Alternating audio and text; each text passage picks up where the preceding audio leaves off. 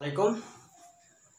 আজকে আরো নতুন কয়েকটা রুলস নিয়ে আপনাদের সামনে এসেছি। তো আজকে আমরা এই রাইট ফর্মস অফ ভার্বের কয়েকটা কয়েকটা ইম্পর্টেন্ট রুলস আলোচনা করব। তো যারা আমার চ্যানেলে নতুন এসেছেন আজকে, তারা অবশ্যই আমার চ্যানেলটা সাবস্ক্রাইব করে রাখবেন, পাশাপাশি বেল আইকনটাও ক্লিক করে রাখবেন, যাতে পরবর্তীতে নতুন কোনো ভিডিও আপলোড করলে আপনারা সাথে সাথে পেতে পারেন। এবং যারা আগে থেকে সাবস্ক্রাইব করে রেখেছেন তাদেরকে অসংখ্য ধন্যবাদ। তো চলুন আমরা শুরু করি। তো আমাদের আজকের রুল হচ্ছে প্রেজেন্ট অথবা ফিউচার ইনডিফিনাইট টেন্স হতে পারে, এটা প্রেজেন্ট ইনডিফিনাইট টেন্স হতে পারে অথবা ফিউচার ইনডিফিনাইট টেন্স হতে পারে, প্লাস আনলেস যদি থাকে, অর্থাৎ আনলেসের এদিকে যদি প্রেজেন্ট ইনডিফিনাইট টেন্স অথবা ফিউচার ইনডিফিনাইট টেন্স থাকে, তাহলে পরেরটা হবে কি আমাদের প্রেজেন্ট ইনডিফিনাইট টেন্স। আনলেসের সূত্র, এটা হচ্ছে আনলেসের রুল, সেটা আমাদের খেয়াল রাখতে হবে। এইদিকে যদি প্রেজেন্ট ইনডিফিনাইট অথবা ফিউচার ইনডিফিনাইট টেন্স থাকে, মাঝখানে আনলেস থাকে, তাহলে তারপরে কি হবে? প্রেজেন্ট ইনডিফিনাইট টেন্স হবে। তো পরে আরো দুইটা রুলস আছে আনটিল দিয়ে, টিল বা আনটিল দিয়ে।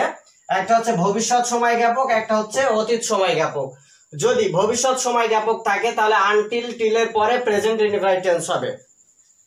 আর যদি অতীত সময় জ্ঞাপক থাকে তাহলে সেটা হবে পাস্ট ইনডিফিনাইট টেন্স। তাহলে এরকম হবে যে আমাদের একদিকে যদি ভবিষ্যৎ হয় তাহলে আনটিল টিলের পরে প্রেজেন্ট ইনডিফিনাইট টেন্স হবে, এবং যদি অতীত সময় জ্ঞাপক হয় তাহলে আনটিল টিলের পরে পাস্ট ইনডিফিনাইট টেন্স হবে। তো আমরা তিনটা এক্সাম্পল দেখি যাতে এটা আমরা এই রুলস গুলো সহজে বুঝতে পারি। তো এখানে দেওয়া আছে ডোন্ট কাম টুমরো, আগামীকাল এসো না। তারপরে দেওয়া আছে আনলেস। তাহলে এই যে ডোন্ট কাম টুমরো, এই যে ডোন্ট কাম দেওয়া আছে, তাহলে এটা কোন টেন্সে আছে? আমাদের ডোন্ট দেওয়া আছে, তার মানে প্রেজেন্ট ইনডিফিনাইট টেন্স দেওয়া আছে, প্রেজেন্ট ইনডিফিনাইট টেন্স। তারপর আনলেস দেওয়া আছে, তাহলে এদিকে প্রেজেন্ট ইনডিফিনাইট টেন্স হলে ওদিকেও কি হবে? আনলেস এর পরে প্রেজেন্ট ইনডিফিনাইট টেন্স হবে। তো প্রেজেন্ট ইনডিফিনাইট এর গঠন কি? সাবজেক্ট প্লাস ভার্ব প্লাস, মানে ন্যাচারালি যেটা বলা হয় subject plus verb plus object. তো এখানে একটা জিনিস খেয়াল করতে হবে, এখানে সাবজেক্টের পরে এটাও ভার্ব এটাও ভার্ব। এখানে হচ্ছে ফন্ড হচ্ছে ইডি যোগ করা আছে ভার্বের 2 নম্বর রূপ, এটা হচ্ছে V2। কিন্তু আমরা জানি প্রেজেন্ট ইনডিফিনাইট টেন্সের সাধারণ ভার্ব হিসাবে V1 ব্যবহৃত হয়। হ্যাঁ, ওর সাথে এস বাই এস যোগ হয় যখন থার্ড পারসন সিঙ্গুলার নাম্বার হয় তখন। তার মানে এখানে আমাদের V1 হবে, subject plus V1 plus object হচ্ছে প্রেজেন্ট ইনডিফিনাইট টেন্সের গঠন। তাহলে আমাদের এখানে आंसर হবে আই ফোন ইউ। তারপর এটা দেওয়া আছে লেটস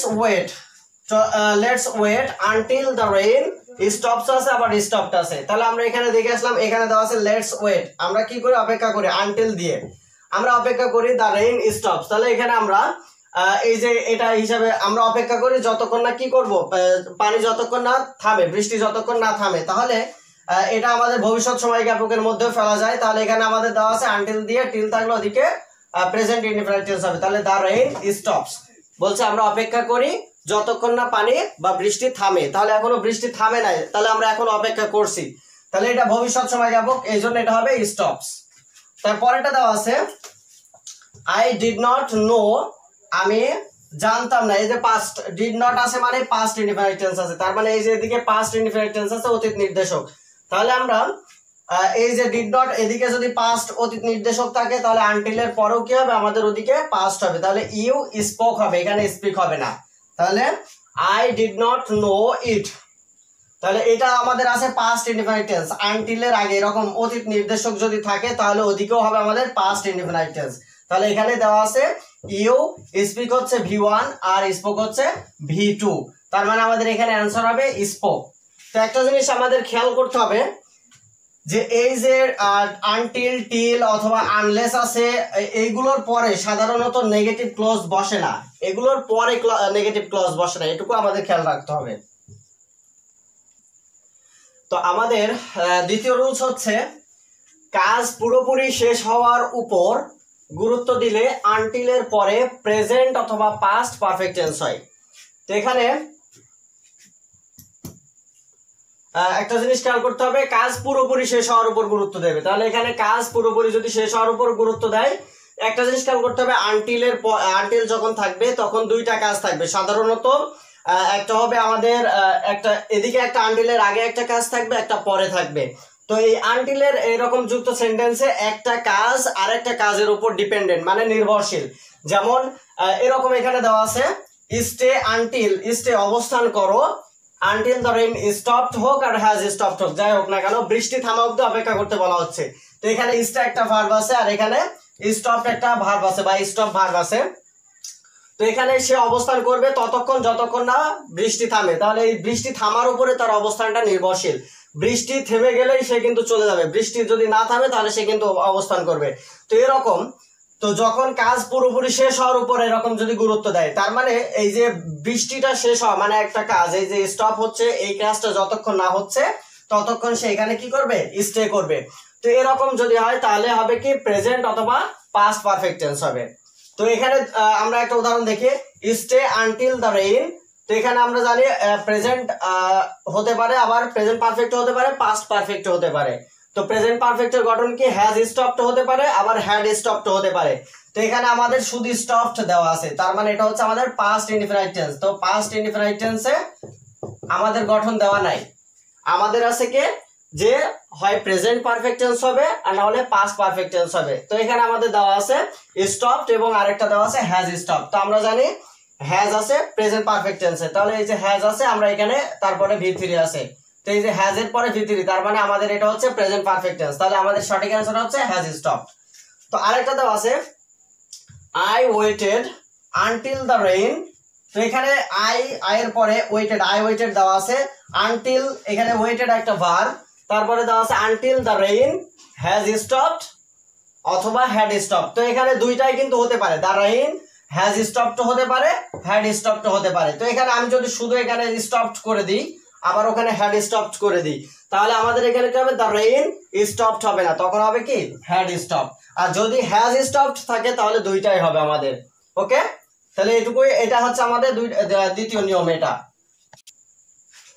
তো আমাদের রুল 3 হচ্ছে প্রেজেন্ট ইনডিফিনাইট টেন্স অথবা প্রেজেন্ট পারফেক্ট টেন্স যদি থাকে, তারপরে যদি সিন্স থাকে, তো সিন্স যুক্ত এরকম যদি হয়, একদিকে প্রেজেন্ট ইনডিফিনাইট অথবা প্রেজেন্ট পারফেক্ট টেন্স যদি থাকে, তাহলে সিন্সের সাথে ওইদিকে যেটা আছে সেটা হবে আমাদের পাস্ট ইনডিফিনাইট টেন্স।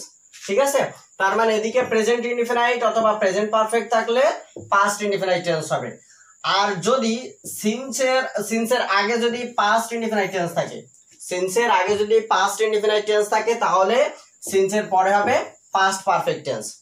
তবে এটাই যে পাস্ট পারফেক্ট টেন্স থাকলে যে পাস্ট ইনডিফিনাইট টেন্স হবে এটা হয় না সব সময়। তো এটা দেখতে হবে যে প্রেজেন্ট ইনডিফিনাইট অথবা প্রেজেন্ট পারফেক্ট থাকলে পাস্ট ইনডিফিনাইট টেন্স, আর পাস্ট ইনডিফিনাইট টেন্স যদি থাকে তারপরে সিন্সের পরে হবে পাস্ট পারফেক্ট টেন্স।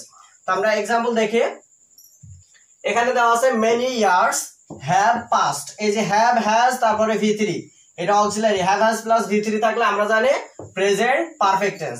তো প্রেজেন্ট পারফেক্ট টেন্স তারপরে আছে আমাদের সিন্স। যদি প্রেজেন্ট পারফেক্ট টেন্সের পরে সিন্স থাকে তাহলে আমরা দেখে আসলাম প্রেজেন্ট পারফেক্ট এর পরে সিন্স থাকলে ওদিকে হবে পাস্ট ইনডিফিনাইট টেন্স।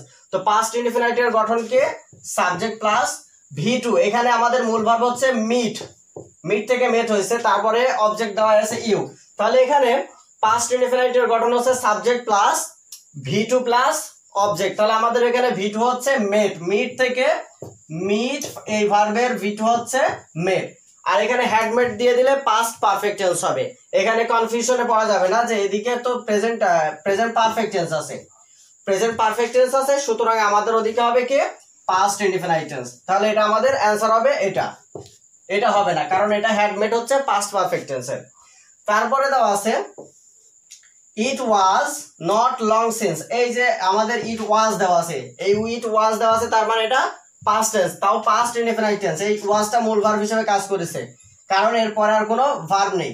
তারপরে এখানে সিন্স দেওয়া আছে, তাহলে পাস্ট ইনডিফিনাইট প্লাস সিন্স যদি থাকে তাহলে তারপরে আমাদের কি হবে পাস্ট পারফেক্ট টেন্স। তাহলে পাস্ট পারফেক্ট এর গঠন কি সাবজেক্ট প্লাস হ্যাড, এখানে অক্সিলারি, পাস্ট পারফেক্টে একটা অক্সিলারি আছে সেটা হচ্ছে হ্যাড প্লাস V3। তাহলে আমাদের এই যে এখানে স হচ্ছে পাস্ট ইনডিফিনাইট, সি ভার্বের V2 হচ্ছে স, কিন্তু আমরা V2 দিলে পাস্ট ইনডিফিনাইট টেন্স হবে, কিন্তু আমাদের এখানে পাস্ট ইনডিফিনাইট এদিকেও পাস্ট ইনডিফিনাইট ওদিকেও পাস্ট ইনডিফিনাইট টেন্স হবে না। তার মানে এদিকে যদি পাস্ট ইনডিফিনাইট টেন্স থাকে তাহলে ওদিকে আমাদের হবে কি পাস্ট পারফেক্ট টেন্স। তাহলে পাস্ট পারফেক্টের গঠন হচ্ছে সাবজেক্ট প্লাস হ্যাড এই যে অক্সিলারি ভার্ব প্লাস এই সিন হচ্ছে V3। ঠিক আছে, তাহলে আমাদের এখানে অ্যানসার হবে হ্যাড সিন।